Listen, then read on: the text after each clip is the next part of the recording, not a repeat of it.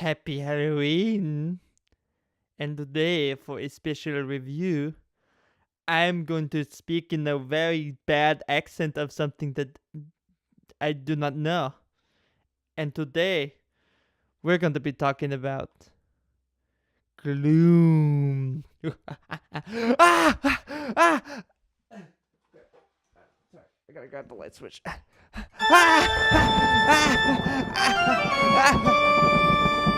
So for this Halloween, I thought I would just give you something that is definitely Halloweeny in nature, and that is Gloom. Also, Gloom by Keith Baker as well. I should probably say that. It's by Keith Baker. Love you, Keith. Hit me up sometime at the clubs with all the ladies. Upon looking at Gloom, you're probably thinking, Tim Burton, depressing, funny, all three of those in one. And to that I say, I don't really like Tim Burton anymore. But also, you're probably correct. Gloom is a game where instead of winning, you are trying to lose. And in that, you are trying to lose your whole family. You're going to take control of one of the several families inside the deck. There's 5 family members for each family. And your goal is to make them so depressed that they eventually die. And you'll be scoring points based off their negative self-worth, as opposed to anything positive. Now, this game is pretty cool for a couple of reasons, one of which being that the cards are all transparent. So the whole thing, the whole gimmick with the game is that when you're placing modifiers on characters, you're actually placing them on top of the characters, and then they'll see through, and then, you know, it adds to the character's story. Another one is just the flavor text for everything. It's all just dark, depressing, but also like gloriously humorous. This game isn't too like racy, but it's also touching on very serious subjects in a very humorous way, and I really like that. There are 3 types of cards in the game, and you'll be able to tell from the backing of the cards which ones might be coming up. The modifier cards have no specific backing besides the circle indicating that there's a modifier on there, whilst event cards and untimely deaths will have a giant oval in the middle, which will, the backing of the card will say rest in peace. So in knowing what cards are coming up, you know what area of cards might be coming up in drawing the hand of cards that you need. At the start of the game, you're each going to have 5 cards in your hand, and you'll always be drawing up to 5 unless there's any restrictions put in place. And on your turn, you're going to have 2 actions. Now, you can play an untimely death, but you can only play 1 untimely death per turn. Now, you have 2 actions on your turn. You can either play a modifier, play an event, or an untimely death. Or if there's nothing for you to do, you can pass as an action. So just pass the turn. You can also discard your hand as an action, which is also very useful if you don't like any of the cards in your hand and you just want to draw up a whole new hand. Once you've completed your turn, then you're going to be drawing back up to 5 cards. So if you already have 5 cards in your hand, you don't draw. But if you're missing some cards, you can draw up to 5. Again, unless there's a restriction put in place. Modifiers are going to be the meat and potatoes of this. Modifiers are going to help you win the game and help others lose. There are 2 types of modifiers. You have positive self-worth and negative self-worth.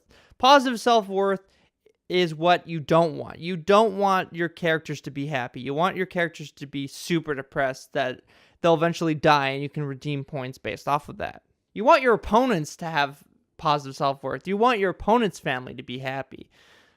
So bear that in mind. You can play a modifier on anyone, not just yourself. You can play them on other characters. So that's why positive ones exist, really. So you can play on other characters.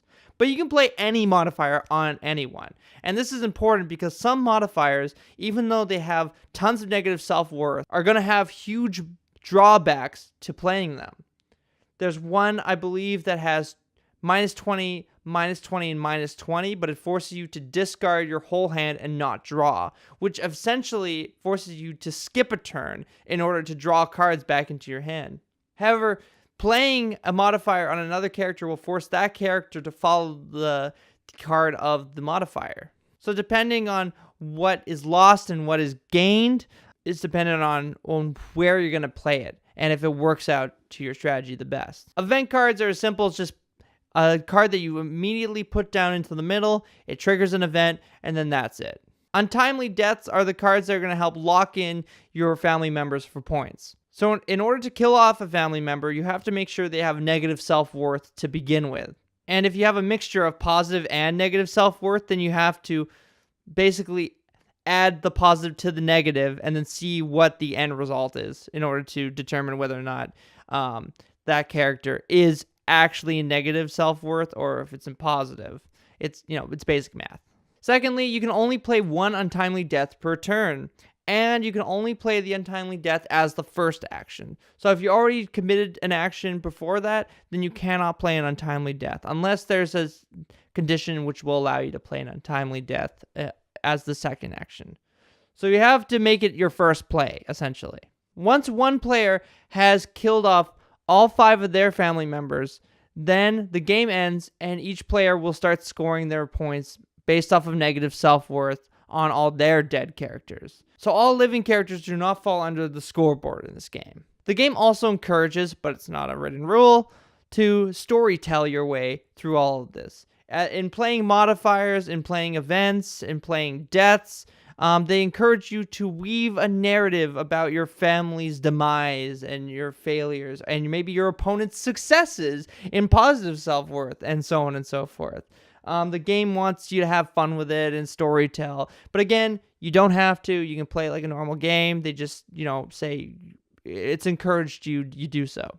Certain modifiers that you'll play will have everlasting effects as long as it remains on top of your character. So there's a little guide card that you can look at that can help you determine what cards are going to be doing what. In an event where a modifier card has an everlasting effect on it, placing a card on top of that modifier card will null out the effect of that card. So it's always every card on the top at all times will have their ability triggered, but anything below it will not. There is, however, one type of card, and I have yet to encounter it in this deck unless it's not in the deck and they're just hinting it for expansions or something. They hint at a type of card in which when you place it, it has an everlasting effect and is not affected by cards going on top of it. So essentially it's just a permanent thing that's added to your whole strategy, I guess. Again, I have not encountered that in the deck yet, so I don't know if that's a thing that they were planning on adding in expansions or not, and they just wanted to make sure everybody was aware of it or not. But either way, that exists. However, if it's in the deck, it is super uncommon. So it's super rare. You're probably not going to encounter it in play, at least in the version I have, which would be the 2nd edition. Anyway, that's the game. That is Gloom. It's very simple to learn, very cool gimmick, and also just so perfect for the Halloween season. I mean, honestly, if you're looking to just do some board gaming this Halloween season, then Gloom should definitely be on your list of Halloween-y type games. I really enjoy it. I think it's great. I love the aspect of being able to storytell in it as well if you want. I think that's also very important. I think it's definitely something for the cards alone. Being able to layer stuff on cards is just already a worthwhile experience for me because I love stuff that has things going on like that in the cards. I always love that stuff. Anyway, thank you so much for watching. And I will see you all again. Leave a like if you enjoyed this video, and happy Halloween to y'all. I'm not gonna be going out for Halloween. I mean, well, maybe I will, but I probably won't. I'll probably just be inside. But you be safe out there, okay? You make sure you don't talk to strangers. Be careful. I don't know anymore what I'm doing, but yes, happy Halloween. And if you're watching this on Halloween,